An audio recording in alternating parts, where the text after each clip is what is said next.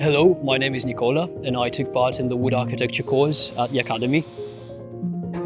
Hello, my name is Daniela Morera di Nubila, and I am a part of the concept design course. I have to say I was really impressed with the way that the course developed. We had the privilege to learn from many architects and professionals in engineering and sustainability during the course, which was great for our development.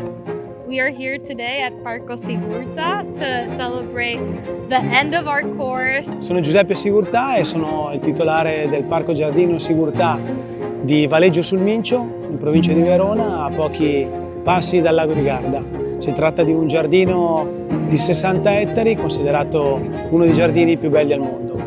We had a workshop and we created a wonderful composition of benches in all different colors that we brought here today and we installed. I think being in Bologna for this past 2 months has been an amazing experience. The Academy really creates a group of very special people. It's a very special place where you can actually interact and connect with people from all over the world, and you're all just interested in the same things.